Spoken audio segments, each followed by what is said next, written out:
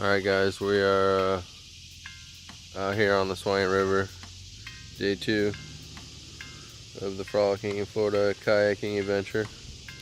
We're about to paddle on over to a spring, so we paddled out to a spring from my dad's boat ramp, and now we're going to walk over and show it to you.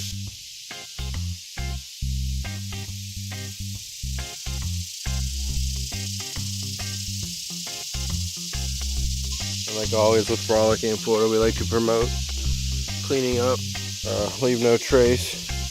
So anytime we find trash, we will pick it up. No doubt. He's got some too.